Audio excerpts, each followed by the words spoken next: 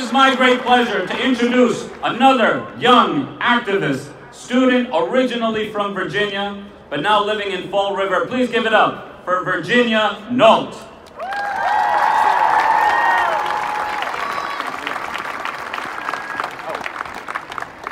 Good afternoon, everyone.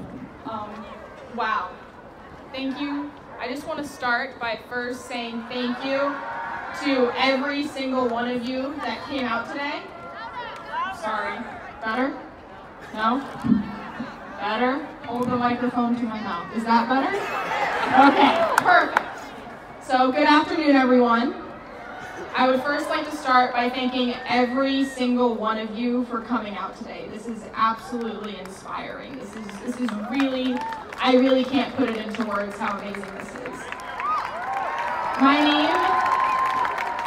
I have the absolute honor today, thank you Sophia, for giving me this opportunity to speak to you all here today from the perspective of a current high school student for whom this issue hits way too close to home. My name is Virginia Nault. I am 17 years old and I am a junior at St. Mary Academy, Bayview. Go Bengals, that's right. I remember it like it was yesterday when the news about Sandy Hook broke. I was still in elementary school, just like the 20 children that were killed that day. In the aftermath, I remember security measures were being heightened at my school.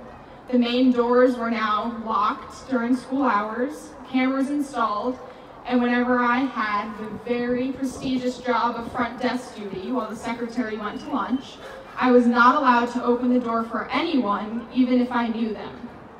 It was evident to me, even at 12 years old, that what had happened had shocked and scared the nation. That was over 5 years ago. That should have been enough.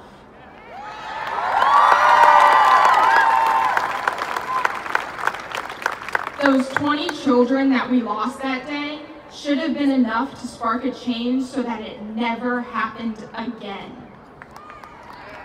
The New York Times reports that since Sandy Hook, more than 400 people have been shot in over 200 school shootings.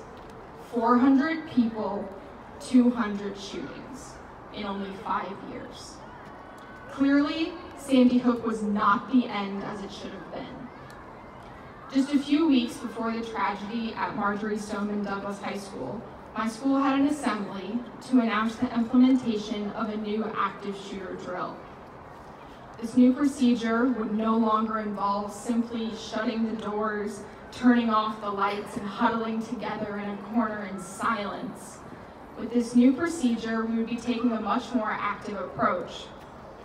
We would be barricading doors, tying ropes or computer cords around door handles, putting our backpacks on our chests to act as shields, and grabbing the closest thing we could easily throw: a stapler, scissors, a book, anything.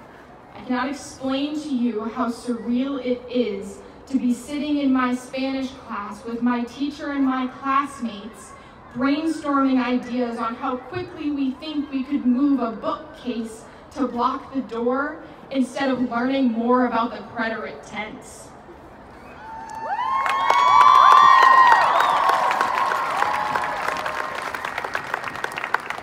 It was even more surreal to have our first drill with this new procedure on February 15th, one day after the shooting in Parkland. I was in physics class when the drill was announced, and all of the students, including myself, immediately sprung into action to barricade the door, move tables, and secure ourselves as best as we could. The only thing going through my mind was disbelief at the fact that it had come to the point where these were the measures we were taking as a school to protect ourselves from an active shooter. It is incomprehensible to me that up until the shooting in Parkland, there had been no significant changes made in regard to gun violence or school shootings in an effort to lower the number of tragedies like Sandy Hook and the shooting in Parkland. Thankfully now, we are seeing big businesses pledge to stop selling firearms,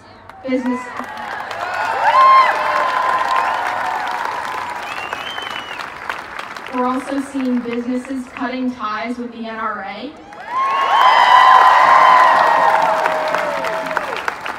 And more people, just like all of us here, speaking out in support of students everywhere and calling for a safer future for everyone, just like every single one of you.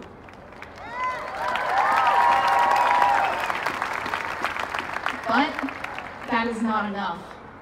This is the beginning of what I believe can be an extremely powerful movement. I hope to see a dramatic decrease in the number of mass shootings and reports of gun violence across America by the time I am ready to send my own children to school. This will only happen if the mindset of America changes and our legislation changes with it.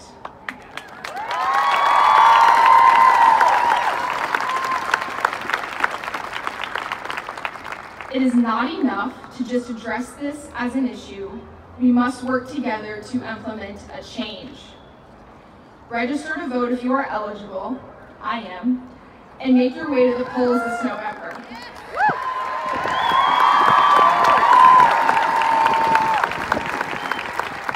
Write letters to your local representatives and let them know what you want to see done.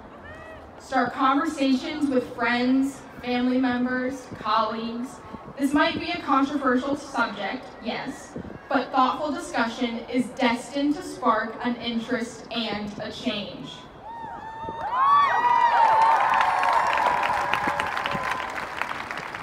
And please, continue to show your support for this movement as long as it is an unresolved issue. We will always find our strength in numbers, and if we make enough noise, those in power will have no choice but to listen to us.